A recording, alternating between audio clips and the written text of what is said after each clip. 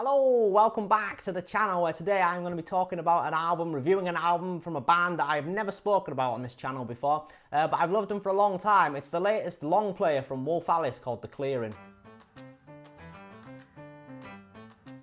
Released on August 22nd of 2025, The Clearing is Wolf Alice's fourth album and it's the follow-up to 2021's hugely successful Blue Weekend, a fantastic album that I own and have never reviewed. Anyway, before we get into the album background, track by track review, etc., I will show you this one and only copy of the album that I own. So I'll now show you my copy of the album that I own. This is the front cover. As you can see, you've got Ellie on the cover. We'll say more about that in the album background soon, but it's a great photo of that. It's great artwork.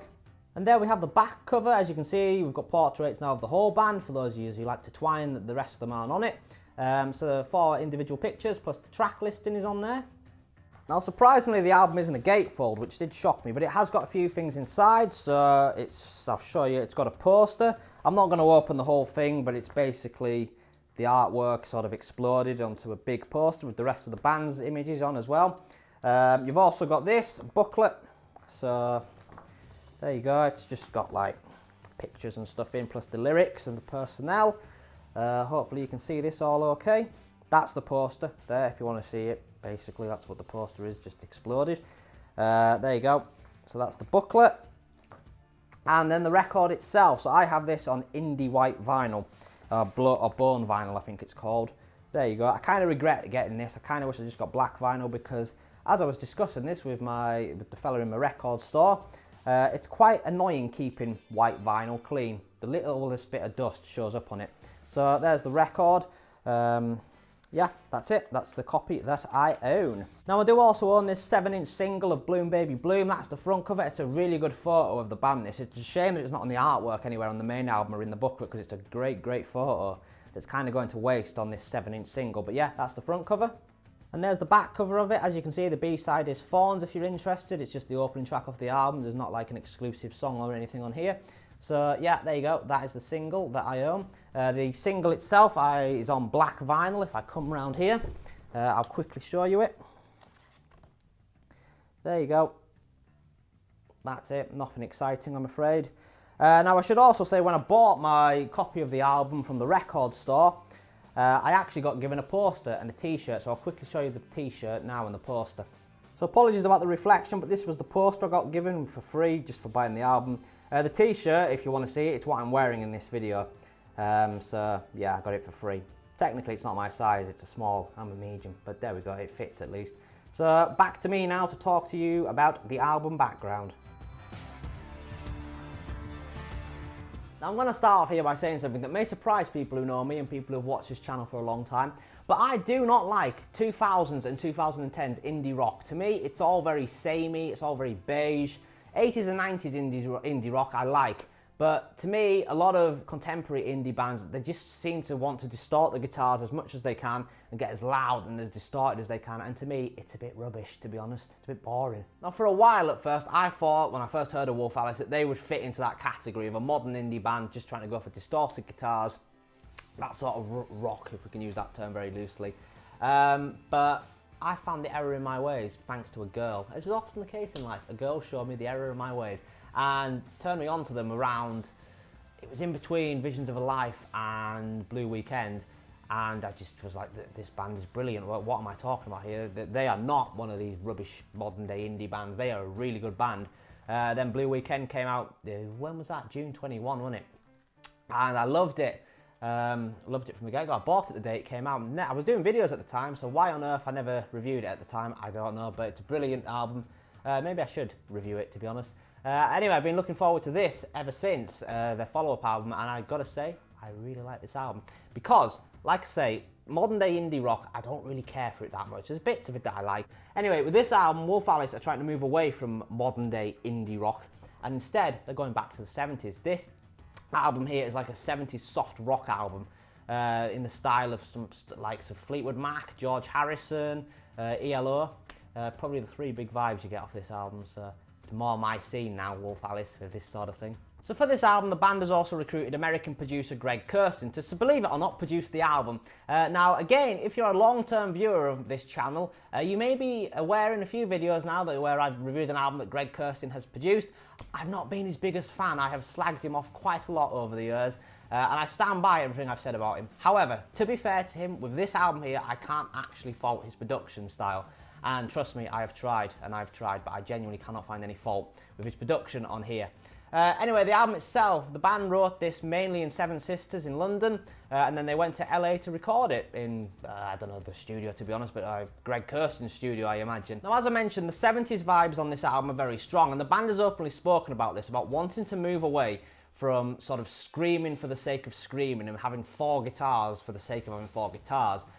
They've spoke about how they wanted to just have one guitar on a song, doing the same, like throughout the whole song, just one single guitar, because that's more complicated and for them as musicians, more rewarding, if that makes sense, to play, because they're having to do more complex things rather than rely on stopping that guitar to then go with another guitar and all that jazz. Probably makes more sense in my head, this. But Ellie has also spoken about how most of this album she wrote it on the piano, because she's now got a piano at her house.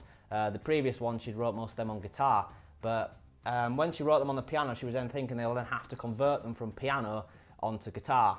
But they didn't do that here. She just thought, stuff it, we'll just keep the piano on. There's plenty of other rock bands over the years that have used a piano at the forefront. I know a lot of indie fans these days, when they hear the word piano, they think Arctic Monkeys and it fills them with dread.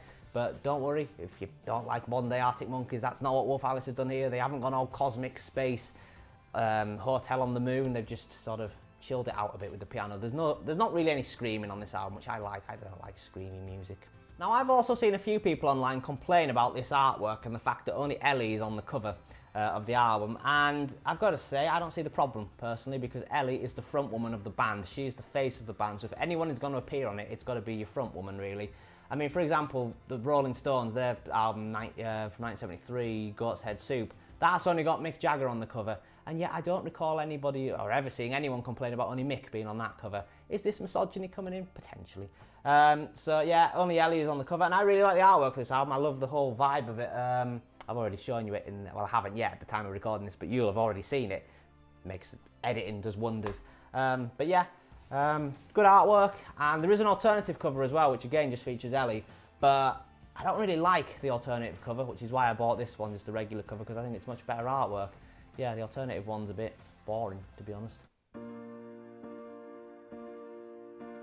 Okie dokie folks, there's your album background, so we'll now dive into a track-by-track review, and believe it or not, the album starts with the opening track. That is a surprise, isn't it? Called Thorns, which is a really, really nice song. It's very majestic with the strings on it. It's kind of feels to me like the spiritual cousin of Last Man on the Earth from the previous album, Blue Weekend. I think it was the lead single on that album. Beautiful song. This is kind of in the same style of that one. So yeah, like I say, the strings on this song, they're very majestic, and the lyrics are fantastic on here. The way I've interpreted them, I've not listened to, I believe we've done a track-by-track interview the band on Radio X, but I haven't listened to it yet. I intend to listen to it. I really should have done it before recording this video, as I imagine they'll go into each song in more depth and what they're about and stuff. But my interpretation of what this song is about is it's sort of a breakup song where you've split up from someone and they're now going around painting you out to be the bad one, to try and preserve their own image, their own ego, or making you look like the bad one. That's what I perceive this song to be about. The girl who introduced me to Wolf Alice, I can apply this to her. Anyway, yes, it's a great song. It's a great opening track. And to be honest, if you don't like this song, you probably won't like the rest of the album, because I feel this perfectly encapsulates what this album is going to be about. It's a brilliant song. Lead single, Bloom Baby Bloom, comes along next, and you're instantly pulled in by that catchy piano riff. In fact, I've got it. I've already shown you it, but there you go. There's the single. I love this artwork for the single. I love how they've done a 7-inch single. Should I put that there for the rest of the video? I really should have it out. So yes, Bloom Baby Bloom comes along next.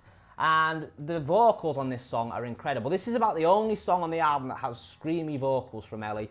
And even then, it's very brief in the song, but it's sort of the only heavy, if you can call it heavy, song on the album in terms of the style of it.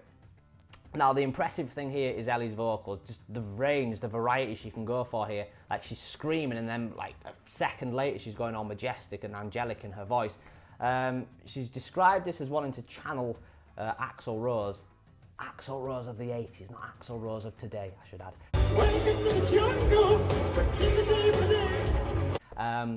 Yeah, that style, basically using her voice as a rock instrument, and she does it brilliantly on here. Like, the rest of the instrumentation on this song is great, but Ellie's voice just blows the rest of it out the water. And when you're listening to it, you can hear like her breathing techniques and stuff. It's really interesting, to be honest. So yeah, Bloom Baby Bloom, it's a great song. I'll be honest though, first time I heard it, I didn't really care for it that much, but it's a grower. It's grown on me, and now I really do like it, especially that piano that drives the song. So yeah, lead single Bloom Baby Bloom is a fantastic tune. So track 3 is entitled Just Two Girls, and once again it kind of starts off with a piano riff, so there's a trend developing here with the piano. Now this song reminds me, in its melody at least, of My Swimming Brain by Blossoms. The lyrics are very different, but the actual tune itself, it's kind of similar, with, I assume it's a sort of synth making these noises. I'm very professional with my descriptions here. But listen to My Swimming Brain by Blossoms and listen to this song, Just Two Girls, and you'll kind of hopefully pick up what I'm getting at here. Now the song itself seems to just be about friendship. It's a pretty cool song. It's got a really catchy chorus as well. I love the chorus of this song. I like the way she smokes incessantly, except something to, I haven't learned the words word for word yet, but it's something along them lines. Piano, great on here. The bass, the piano and the bass kind of drive this song. It's really cool. Yeah, Just Two Girls. I think it's a single at the minute. I imagine it's getting played on the radio. I don't listen to the radio much these days, so I wouldn't know. But from what I've seen online, I think they're currently promoting this as the current single from the album. But yeah, it's a great song. I imagine they'll be doing this one live. I'm seeing Wolf Alice live in December somewhere, Glasgow, I think. So I'm looking forward to it, and I'm hoping they'll do this one live because I think it'll go down really well live. Up next is Leaning Against the Wall, which on first listen was one of the songs that stood out to me the most. I really like this song. There's a common trend developing here. I seem to like most songs on the album. But yeah, Leaning Against the Wall, it's quite a slow acoustic ballad. I love the style of it, how the sort of, when they go into the chorus, when Ellie sings the chorus, You Put My World in slow motion, the song like properly slows down almost into slow motion. I love when bands do stuff like that, where the melody and the music itself complements what the lyrics are actually saying. Yeah, it's a great chorus, this song. This is probably the first song on the album as well that sounds very Fleetwood Mac. I should say, by the way, when I say Fleetwood Mac, I mean the Buckingham Nicks era of Fleetwood Mac, not the Peter Green era. But yeah, it sounds very Lindsey Buckingham, especially this song. A song like Never Going Back Again off Rumours. The chorus of this song, with the way that the finger-picking guitar style is going, is very Lindsey Buckingham. Yeah, maybe it's just me who can hear this, but I can hear similarities between Never Going Back Again and Leaning Against the Wall. Anyway, it's a really good song, this one. Again, one of my favourites on the album. I'd probably, if I had to rank the album, put this one in third place, fourth place, third or fourth, I would say. So yeah, it's a great, great song, this. Up next comes Passenger Seat, and I'm not going to beat around the bush here. I bloody love this song. It's probably, of the tracks that hadn't been released before the album came out, this one was my favourite of the new tracks, excluding the singles.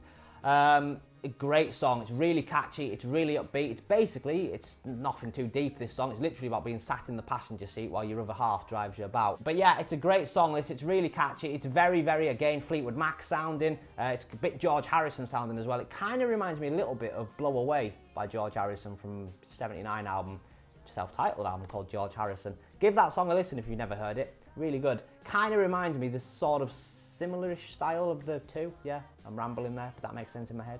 English, obviously, going out the window. Now, since this album has come out, this has been the song that I keep putting on repeat. Every time I want to listen to the album, but I haven't got time to listen to the full thing and I'm just listening to certain tracks, it will be this song I will gravitate towards because it's fun, it's catchy, it's quite short as well, which I like. I like short, catchy songs like this one.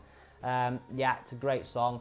I think that's all I've got to say about Passenger Seat. So far, of the 5 tracks, this is by far the best song of the 5 so far. It's brilliant. I love it. I highly recommend it to everybody. So closing out side 1 of the album, we have a track called Play It Out, which kind of returns to the style of the opening track, Thorns, and in turn also Last Man on the Earth from the previous album. It's a really nice song, this one. It's just sort of a piano ballad for the most part. Ellie seems to be being brutally honest here in her lyrics. She seems to be singing, to my ears anyway, this idea of growing old and how she wants to do it and coming to terms with the idea of getting older from a female perspective. It's very revealing stuff, some of these lyrics. I really like it, this song. It's a good one. It's growing on me a bit. At first listen, I kind of thought, it's all right, that one. But yeah, it's growing on me more and more each time I listen to it, this song. I like it, really enjoy it. All right, we've reached that time, folks. Off comes the record, flip it over, put the needle back down, and kicking off side 2, you will be forgiven for thinking you've now put the wrong album on somehow and put an ELO record on, because this track, Bread, Butter, Tea, Sugar, I keep forgetting the title of it, sounds exactly like ELO. I mean, you will be forgiven for thinking that this is some ELO outtake or that Jeff Lynne has not produced this song, because it sounds like spitting image of ELO. This song is brilliant. This is 70s rock and roll in full swing. I can't believe they didn't put this out as a single, to be honest. They might do yet, but this is a real catchy song. It's a real happy song as well. It's just one of them songs that can't not make you smile. Even the most miserable of people must smile at this song because it's a fun song. That's all this song is. It's pretty innocent, really, for the most part, in terms of its melody. But the lyrics, they're actually some of the best lyrics on the album. How does it go? I've drawn a blank now. If it's bad for me, good. Bad suits me better. That's the line I'm thinking of. It's a brilliant line, that in the chorus. I just think, yeah, it's really cool. So when the band go on tour later this year, I really do hope that this song makes the cut and it's in the set because it's brilliant. I think it'll be really, really good fun live, this one. It's just a bop. It's just a happy song. So, yeah, bread, butter, tea, sugar. I really like this song. One of the highlights of the album. Probably third or fourth, I will put it, in my ranking of the album. Passenger Seat, I should have said, will probably go second place. We'll come to first place still. But yeah, that's where we're up to. Safe in the World comes along next, and it continues that soft rock 70s vibe. Although it's a slower song than the previous one, it's still very 70s, especially with its electric guitar. There's some very nice guitar riffs on here. Basically, this song, if you can't tell from the title, it's just one of those silly love songs. Nothing much to it, just a really nice love song. Yeah, again, great song. Really enjoy this one. Not much to say about this one though. So next on the album is a track called Midnight Song, which is a sort of slower acoustic ballad. It's kind of a bit folky, actually. The thing that springs to mind with this song is Joan Baez. The way that Ellie is singing this, she sounds really much like Joan Baez, which is a serious compliment. And it's also got a bit, again, of Lindsey Buckingham style of guitar playing, so it's almost like a combination of Joan Baez and Lindsey Buckingham. I mean, there is a combination that should have happened but never did. So yeah, it's a really beautiful song, this one. Now, although it's a beautiful song, I've got to be honest, it's probably my least favourite track on the album so far. By no means is it a bad song, it's still a great song, I just don't enjoy it as much as the other ones. I don't find myself reaching for this one either because, I don't know, I feel like I've got to be in the mood for this one. It's a bit like a Joan Baez record, you've got to be in the mood for it, really. Yeah, great song though. So it's now time for drummer Joel to take up the mic for the lead vocals of this next track called White Horses. Now, I really like this song. Joel sings the verses and Ellie sings the chorus. And it's a great song, it's really catchy. It's again carrying on that 70s rock vibe, especially in the verses with the acoustic guitars and the style that they're played in. And I love the lyrics as well. Music and love have magnetic properties, I think is how it goes.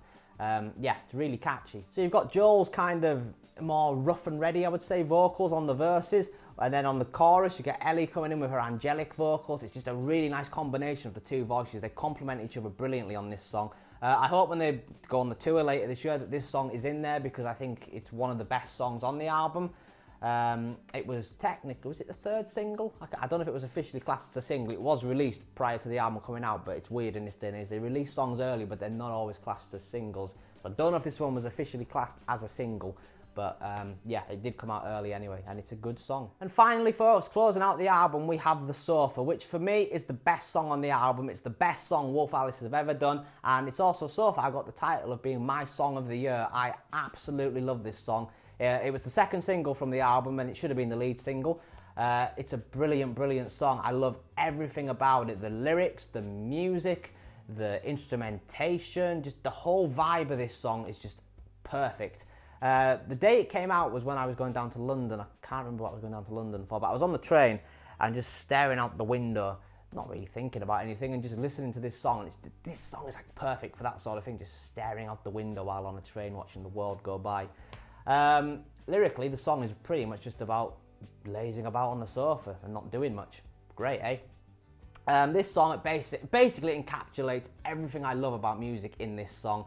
I can guarantee you now I will be listening to this song for years and years to come. I cannot wait to see this one live. I'm pretty certain they will 100% be doing this one. It's probably encore material, that's how good this song is. So yeah, The Sofa, I'm not going to ramble on too much about it because this video's already gone on long enough and I could spend hours talking about this song, but I'm not gonna. Brilliant song, brilliant closing track. I absolutely love it. It is my song of the year so far, period. So overall, The Clearing is a fantastic album. As you heard there in the track by track review, I didn't really have any bad songs on the album because there isn't any. However, I would argue that this album, it doesn't really reach the heights of Blue Weekend. It hasn't got anything like Delicious Things or Safe from Heartbreak or How Can I Make It Okay or Last Man on the Earth. Those high points of Blue Weekend are probably higher than this album gets. But this album also hasn't got any of the low points of Low Weekend. Play the Greatest Hits. I'm sorry, I know that's a controversial opinion, but I can't stand it. It doesn't go to them low points. This album, therefore, is probably more consistent. It's the most consistent album they've done yet. And if they keep going like this, then hey, it'll be one of my favourite bands going. So I love, like I say, the 70s soft rock vibe of this album. It's a great album. If you haven't heard it and you've got this far into the video, then seriously, go and give it a listen. What have you done watching this video so far and not listened to it yet? Go and listen to it. Anyway, I'll wrap up this video here, so thank you very much for watching. If you have enjoyed this, please do like the video, subscribe, leave a comment. What do you think of the album? Do you like it? Do you not like it? If you don't like it, please do explain why not. Thank you very much for watching. I'll see you on a future video. But before I go, I'd just like to say that when I did my review of Sam Fender's People Watching, I said this towards the end of the video. This is my album of the year. I can't envision it come December when I make my top albums of 2025, this not being #1. All I'll say now, though, is I'm not so certain about that.